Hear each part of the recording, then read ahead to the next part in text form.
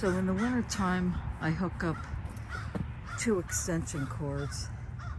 You can see it plugged in there. And this is the pen for the winter time. You know, these Harbor Freight tarps don't last very long. This is a 10-foot by 10-foot pen. So I'll just put like plastic on the door so they get some light, and then I use these camouflage tarps, and I just kind of piece it together because if it's really cold, I don't have them in the pen. And then unfortunately you got to go out there and brush the snow off. I'll show you my winter setup. So I have a heated bucket. I have 3 of them. Put them on rubber mats. You know, I got a heat lamp here. Well, I'm getting ready to bring them in. So I got 2 dog houses. Got some bales there of straw. And so I just leave that other bucket, which is not heated. Yeah, I only leave 1 heated and then 1 regular. And then that tray, which is a cement mixing tray, I fill that with water.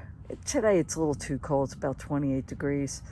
So, and I just cleaned their straw about 2 or 3 days ago. So I take that bucket out of there, and of course I put it on this other mat here.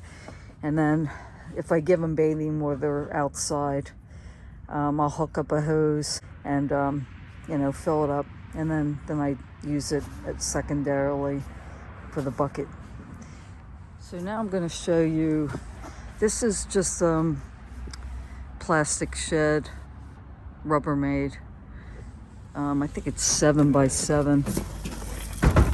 So this is where they just were. I actually put this over the doorway when I leave it open.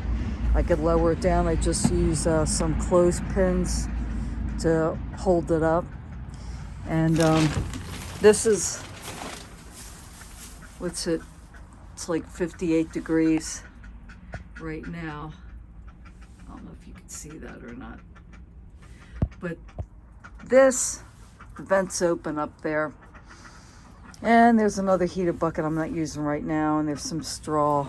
And so I got 2 heated lamps. I love these lamps. They're really safe. You need to hang them by a hook and a chain, and you don't want your cord tight or being pulled on. I'll show you another thing here. I insulate this shed. So all these pieces are just kind of jammed in there. Last year I really taped them up really good and all. But this is 1/2-inch insulation board, and it's all pre-cut, and it's all, and you know, these open spaces, I had insulation stuffed in there last year, but they don't live out here, they're in the house. So this is a good spot for them to be in the winter time when it's real cold. But as you can see where that says vent rear, on the back of these panels, everything's marked. So I just store it in my garage, and then I just pop it in real easy. It takes time to cut it out the first time around, but once you get it pre-cut, it's pretty easy. I just use masking tape for the most part, with a little bit of plastic tape to kind of keep it together. And then on the bottom, you could see plastic because they like to stick their butts up against stuff.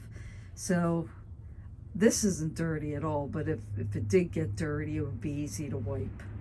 So I just wanted to kind of show you. It's, you know, it is what it is, but I like keeping my ducks warm. You know, any animal likes being warm in the winter time. They don't need to suffer out there. Dogs, cats, ducks, or any other animal. So that's just my opinion. For those of you that don't know, this is a frost-free valve. This goes into my house. I think this is 15 inches long. I have like a 36-inch high crawl space underneath my back room of my house, but it's heated. You know, it gets heat from the boiler in the basement. But these lines are insulated. But you know, I have water out here in the winter time, and then I just use a cover like this. Now I do want to say, with this shed, With the door closed, it would be around 75 degrees in there with those 2 heat lamps, and each heat lamp has a 250 watt bulb. And last winter I had the 3rd heat lamp in there, but now I'm just keeping it in the pen over here, just to keep the water from freezing. And they go in there more than they go in the coop. I leave both doors open during the day from the morning when I put them out till I bring them in around 4 o'clock.